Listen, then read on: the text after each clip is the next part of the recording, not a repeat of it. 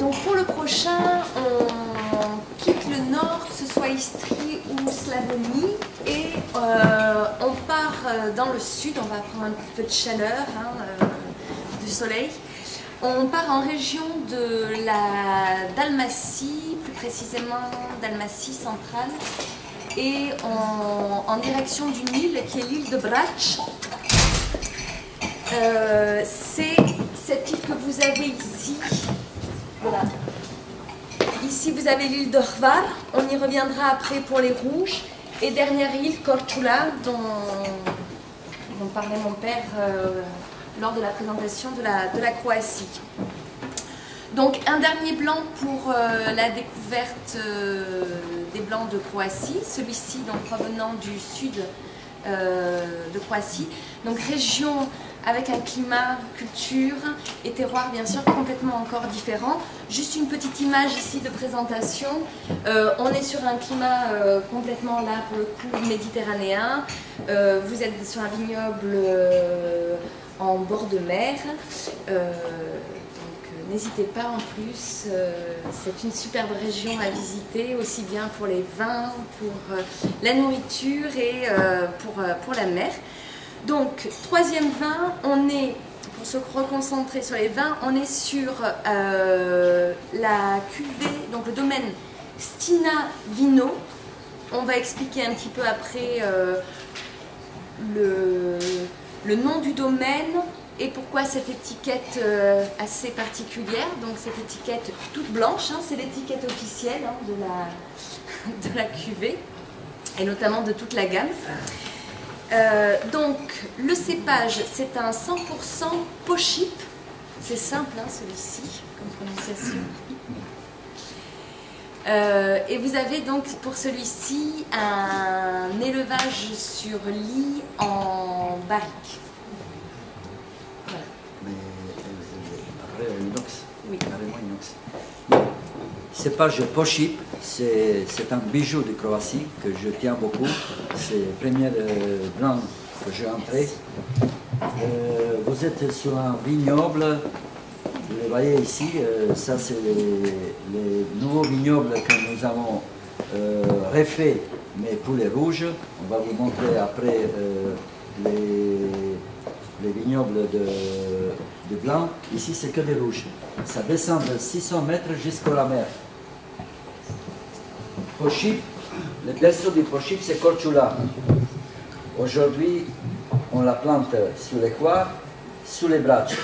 On a fait même certains essais ici à côté du Zadar, parce qu'on s'est dit qu'effectivement, avec le réchauffement général, que nous avons planté ici, qui est complètement, comment dirais-je, au dehors de raison, Plavac Mali et Pochip. C'est un vigneron qui est parti pour voir un peu comment ça va, qu'est-ce que ça va donner. Parce que bon, on sait effectivement, nous aussi, qu'il y a certains gens à Bordelais qui ont commencé à planter Syrah, comme peut-être j'ai entendu parler qu'on va bientôt planter Merlot en Angleterre, ou peut-être en Bretagne. Bref, donc, berceau, Korčula, aujourd'hui on l'a aussi sur les îles de Hvar et sur les îles de Brač. Donc, cépage Pochip. Étiquette blanche, pour quelle raison? Pour une simple raison, parce que l'île Brač, il est très connu par les carriers de pierre. Le pierre, il est compact, il est blanc. Stina Vino, le brand, il s'appelle comme ça. C'est rien autre que Stina, ça veut dire stone. En anglais, pierre. C'est ce que vous avez. Ça, c'est le nouveau vignoble qui est sur un plateau, donc 50 hectares. C'était cassé, broyé, et nous avons planté donc 3 cépages autochtones ici, Pochip, Bugava, en blanc aussi, et Tseljenak, que vous allez déguster après, mais de île Hvar, c'est un rouge. Cette pierre blanche, ça présente effectivement, si vous regardez l'étiquette, si vous regardez la bouteille bien comme il faut, on a imaginé qu'on travaille avec des pierres et on tape avec le marteau et on a sculpté les noms, les cépages et l'année. Avec cette médaille et avec cette label, nous avons obtenu les médailles d'or En 2012. en 2012 Pour le packaging. pour les labels en Helsinki et médaille d'argent à New York. Avec cette pierre de Brač, il y a plusieurs palais au monde qui ont été construits comme Buenos Aires, Vienne et la Maison Blanche aussi. Donc la pierre, il est vraiment, si vous allez un jour à Brač, vous allez comprendre, c'est compact, c'est blanc, compact, costaud. C'est toute la pierre vraiment la pierre, cette pierre blanche qui façonne tout le terroir de l'île. Et vous avez également, en sortant un petit peu là du vin, deux grandes carrières de pierre qui se trouvent sur l'île. Et vous avez les plus grandes écoles de sculpture aussi de Croatie qui se trouvent sur l'île. Donc ils en sont fiers et donc c'était un clin d'œil également à leur terroir. Le Pochip est un des cépages quand même. Alors c'est comme le disait peut-être mon père, dans le sud, si on veut synthétiser en fait, le nord de la Croatie a une domination, production blanc, allant des blancs secs aux liquoreux, et le rouge principalement, dans le sud principalement production en rouge, à l'exception donc de deux cépages, le Grk et le Pochip, qui est vraiment le cépage blanc emblématique de la Dalmatie. Cépage noble, mais assez, très aromatique quand même en bouche, si on compare par exemple aux Zelenats ou à la Malvasie des autres régions.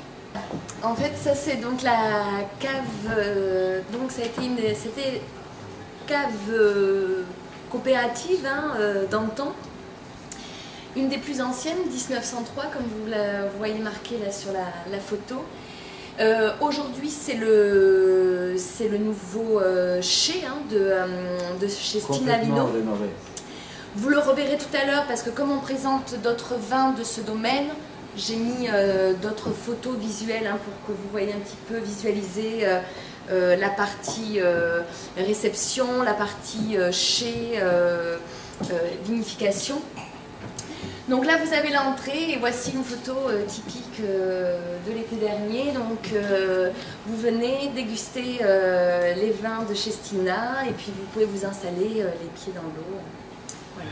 Je voudrais revenir un peu sur Pochip parce que, comme je dis au départ, je tiens pour cette cépage parce que cette cépage il vient de l'île où je suis né.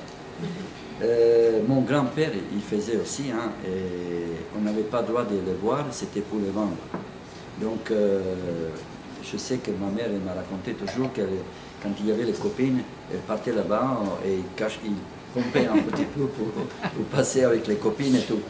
Donc c'est vrai que c'est très complexe, c'est très aromatique. Alors moi j'ai sorti parce que je les déguste avec plusieurs vignerons, donc, mais ici aussi on trouve surtout au nez la Croatie elle est bourrée d'un fruit, c'est amande. Donc je ne sais pas si vous avez trouvé un peu amande au nez au départ. Et après, donc effectivement, en deuxième attaque en bouche, on trouve un peu la figue sèche. Il y en a beaucoup de figues chez les Croates aussi. Et après, bien sûr, donc salin, beaucoup de minéralité, bien sûr, un peu des fruits, des notes des fruits exotiques un petit peu, voilà. Beaucoup de fraîcheur.